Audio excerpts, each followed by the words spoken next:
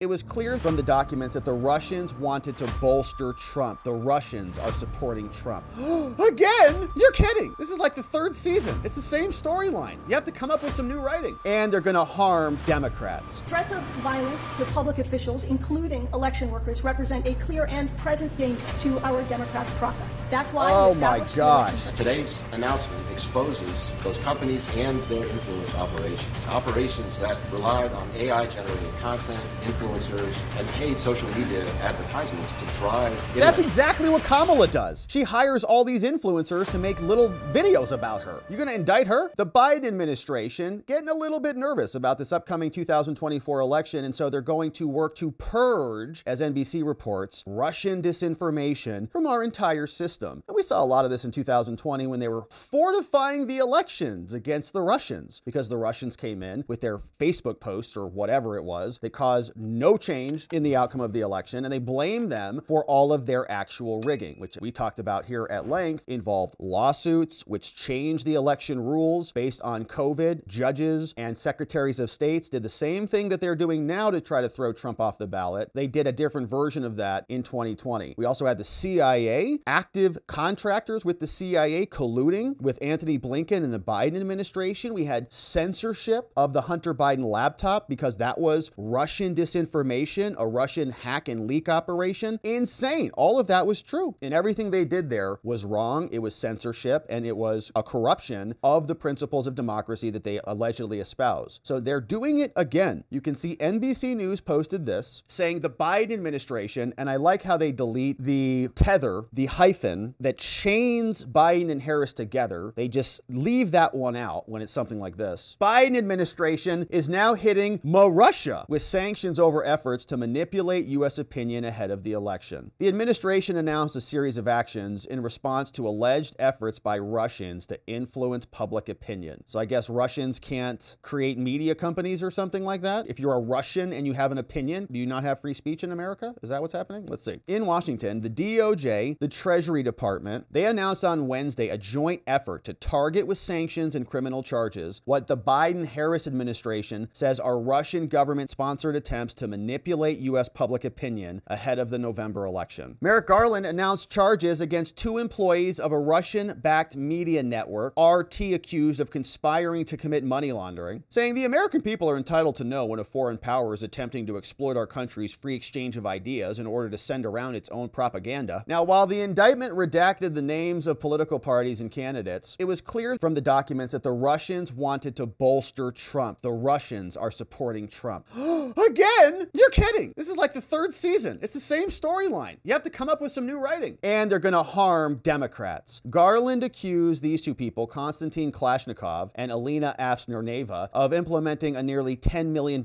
scheme. And a bunch of people are saying this actually trickled down to some other conservative content creators out there from the indictment. Now, the company never disclosed to these influencers, or to their millions, they say, so influencers were getting some of this money, to their millions of followers as ties. Instead, the defendants and companies claimed that the company was sponsored was a private investor, and that the private investor was a fictitious persona. The company published hundreds of videos, contained commentary on events, and they said, "We believe Mr. Putin is weighing in on this action." So the DOJ came out, they're seizing 32 internet domains, and the Attorney General made clear that Iran is also responsible for this. So here is NBC. They say, Biden is launching a, quote, whole of government action to purge the system of Russian propaganda ahead of the election. To purge the Russians. Are they going to do the same cover-up routine as they did in 2020? Anything bad comes out about Kamala, oh, Russian propaganda, delete it. Between now and the rest of the time, everything bad is just Russian propaganda, and Biden's going to be purging everything. These are from the so-called Democrats, and this is what Garland and the rest of them had to say. They were there today. Let's listen to some of this and see what our security officials, including Merrick Garland, the Attorney General, Christopher Wray of the FBI, and Lisa Monaco, the deputy at the DOJ, who many argue is mostly running things. This is what they had to say about this new Russian threat today. Before I get to the work of the task force, I also want to announce 2 major law enforcement actions that the Justice Department is taking that are separate from the important work of this task force, but are part of our broader effort to protect our elections from unlawful interference of any kind. First, this morning we unsealed an indictment in the Southern District of New York of Konstantin Kalashnikov and Elena Afanasieva, 2 Russian-based employees of RT, a Russian state-controlled media outlet. They are charged with conspiring to commit money laundering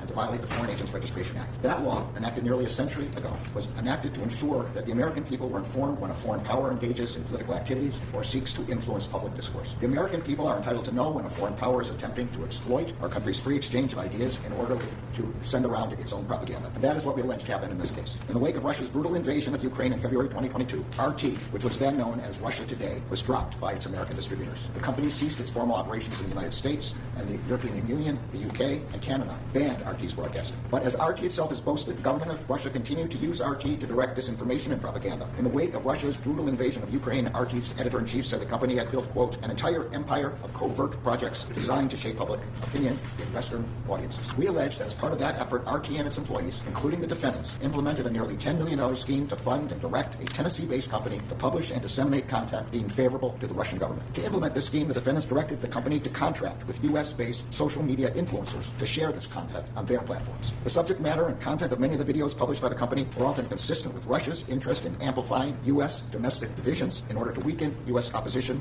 to core Russian interests, particularly its ongoing war in Ukraine. The company never disclosed to the influencers or to their millions of followers its ties to RT and the Russian government. Instead, the defendants and the company claimed that the company was sponsored by a private investor, but that private investor was a fictitious persona. The charges instilled this morning do not represent the end of the investigation. It remains active and ongoing. In a separate enforcement action, the Justice Department is seizing 32 internet domains that the Russian government and the Russian-sponsored actors have used to engage in a covert campaign to interfere and influence the outcome of our country's elections. As alleged in our court filings, President Vladimir Putin's inner circle, including Sergei Kirilnikov, directed Russian public relations companies to promote disinformation and state-sponsored narratives as part of a program to influence the 2024 U.S. presidential election. An internal planning document created by the Kremlin states that as a goal of the campaign is securing Russia's preferred outcome in the election. The online infrastructure used by the Russian public relations company known as the Social Design Agency, or SDA, and related actors included what are sometimes referred to as cyber-squatted domains. These websites were designed to appear to American readers as if they were major U.S. news sites like the Washington Post or Fox News. But in fact, they were fake sites. They were filled with Russian government propaganda that had been created by the Kremlin to reduce international support for Ukraine, bolster pro-Russian policies and interests, and influence voters in the United States and in other countries.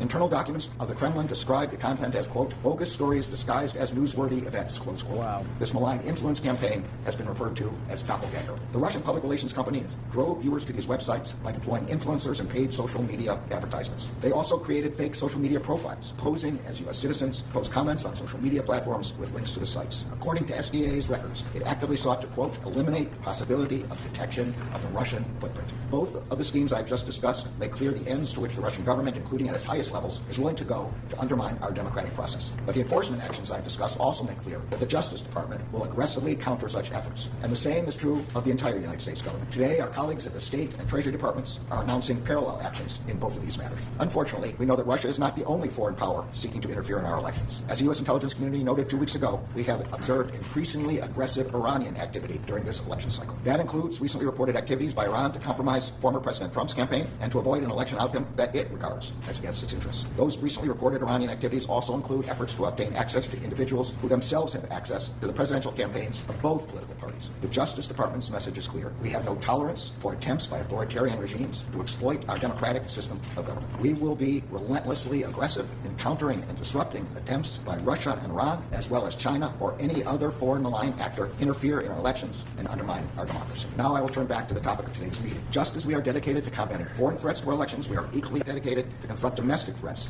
against the public servants who administer our elections. Since the 2020 election, we have seen an unprecedented spike in threats against the public servants who do administer our elections. Election officials, workers, and volunteers in communities across the country have been targeted with heinous acts and threats of violence. The following are a few examples of successful enforcement actions that the Justice Department has taken over the past year. I also want to start by expressing my sympathies to the families who have been impacted by yet another horrific act of gun violence, this time so in Winter, you want to ban guns now? I also want to extend the department's support for and solidarity with the members of law enforcement and community members who are responding to this tragedy. Prayers to those families. We are fewer no doubt. than 65 days out from the election, and this convening reflects the diverse and aggressive threat landscape that we face and the breadth of the department's work that we are doing to combat those threats. In our increasingly polarized environment, we're seeing continued threats toward election workers, those who ensure that we all can exercise our most fundamental of rights, the right to vote. Find dangerous foreign actors working working to spawn division, discord, and disinformation, particularly across social media. Threats of violence to public officials, including election workers, represent a clear and present danger to our democratic process. That's why we established the Election Threats Task Force to investigate and prosecute the growing number of threats directed at the public servants who make our elections possible. Dedicated career prosecutors and FBI agents carry out this work across the country every single day, working hand in glove with state and local law enforcement. In recent months, as was just detailed, the task force has continued to prosecute threats toward public servants, and we will continue working tirelessly with our law enforcement partners to ensure threat actors answer for their actions. Here with the task force, I know this group is busy year-round working with our partners, especially our brothers and sisters in local and state law enforcement, who are often the first line of defense in protecting election workers from violence and threats of violence. And as we get closer and closer to Election Day, we're going to continue to step up our collective efforts to protect those charged with ensuring our elections run smoothly. As I've said before, election workers, many of whom are volunteers and all of whom are public servants,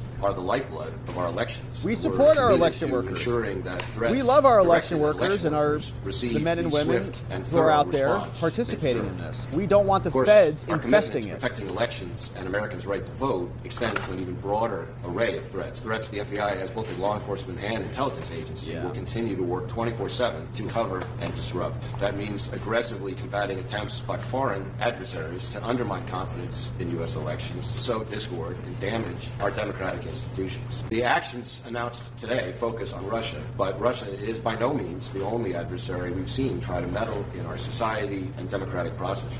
Just last month, for instance, the FBI, working with the broader intelligence community and CISA, called out Iran for targeting and attempting to compromise former President Trump's campaign. And we continue to keep a close eye on China's efforts to denigrate down-ballot candidates it sees as a threat, and on their broader efforts to sow discord. Whether it's China, Iran, Russia, or any other country, attempts to meddle in our elections or destabilize our free and open society represent attacks on our democracy. And as long as foreign adversaries keep engaging in these hostile influence campaigns, they're going to keep running into the FBI. Today, we're exposing 2 illegal Russian covert influence operations targeting the American public. The first was run by RT, formerly known as Russia Today. Now, for years, the Russian government has used RT to seed and amplify their propaganda narratives around the world. And while RT America suspended its official operations in the U.S. back in early 2022, our investigation revealed that since at least last year, RT has used people living and working inside the U.S. to facilitate contracts with American media figures to create and disseminate Russian propaganda here. The content was pitched as legitimate independent news when, in fact, much of it was created in Russia by RT employees who work for the Russian government. The second operation reveals even more malign activities by companies working under the direction and control of the Russian government. Companies that created media websites to trick Americans into unwittingly consuming Russian propaganda. Today's announcement exposes those companies and their influence operations that relied on AI-generated content, influencers, and paid social media advertisements to drive... That's exactly what Kamala does. She hires all these influencers to make little videos about her. You're going to indict her? ...traffic to their sites and target Americans with disinformation. As of noon today, we've seized those sites, rendered them inoperable, and made clear to the world what they are: Russian attempts to interfere in our elections and influence our society. As the lead agency for investigating threats to U.S. elections, the FBI is focused on ensuring that our laws are respected and enforced. And when we learn... Unless it's the southern border or other countries like Ukraine. Overseas are trying to hide who they are and where their propaganda is coming from as part of campaigns to deliberately sow discord, we're going to continue to do everything we can to expose their hidden hand and disrupt their efforts. As you know, one of the foremost missions of the National Security Division is to protect our elections and our democratic processes from foreign interference. Protect Democrats. As the American people decide how to exercise their fundamental right to vote in free and fair elections, our laws demand that citizens have transparency regarding the origin of messages from foreign sources. That transparency empowers individuals to evaluate information and to make informed decisions for themselves. We will defend the integrity of our public discourse against any who would seek to break the law and to exert covert influence, regardless of viewpoint or whether that actor is Russia, Iran, or any other nation. Today's charges serve as a reminder that the Justice Department remains steadfast, safeguarding our democracy from foreign interference and protecting the constitutional rights of all Americans. A question for Attorney General Garland and Director Wray. Attorney General Garland, Russia Today sent a statement to Fox News and some other outlets here mocking the situation. They had 5 bullet points or 6 bullet points. The first said, ha, ha, ha, 2016 wants its cliches back. In all seriousness, there is a substance The Russians just mock the hell out of the whole panel. Oh, that's great. that when they hear Russian interference, they may believe that it's not true, it's not a real thing. How do you assure people this is a real situation? Yeah, because we don't believe you, because you faked it so many times before. You said that the Russians did the Hunter laptop, not true, all real. You said the Steele dossier was real, not true, totally faked by you guys. So why should we believe you this time? Obviously, you're liars. I'm sure that was much funnier in the original Russian, but for us... No, dude, it was hysterical, Merrick, okay? It was hysterical. We can't even believe that even happened. Oh, look how mad he is. It's not funny. This is deadly serious, and we are going to treat it accordingly. Director Ray, if I can ask It's you- deadly serious. Well, why are you making up stuff? I'm wondering if you can talk about how the Russian effort to influence the election has changed from prior election cycles. What new strategies are you seeing the Russians deploy this year? It's an acceleration of, and it's an increased sophistication, and it's use of AI, cyber techniques that were not available in earlier elections. Which I'm sure they're doing now, We're too. just seeing more. It's coming faster and faster. It's now AI fueled. They're now using bot farms in a way that was not possible before, and therefore it's a bigger threat than it ever was before. I would just say that the reality is that Russia has meddled in our society and tried to sow discord for decades. Really what we're seeing is just more tools in the toolbox with the advent of technology. First it was social media, which provided a bullhorn, and now, as you've heard, AI, its own amplifier. And so whether it's shell companies, fake personas, secret distribution networks, the point is not the message itself. The point is the hidden hand of the Russian government, which deceives Americans into thinking that they're getting information from American sources when in fact it's coming from the Russian government. No, we should get it from the FBI. You guys are so much more honest and real and authentic in what you're doing to save all of us. We're going to be here to continue to cover it, my friends. Thank you so much for subscribing wherever it is you're watching this. We're going to come back here, hold these people accountable, and we'd love to have you back. So thanks for signing up as a subscriber. Thanks for becoming a membo, joining us as a membo. Thanks for inviting friends or family to come back here for our next live. We'll look forward to seeing them and you back here on the next one.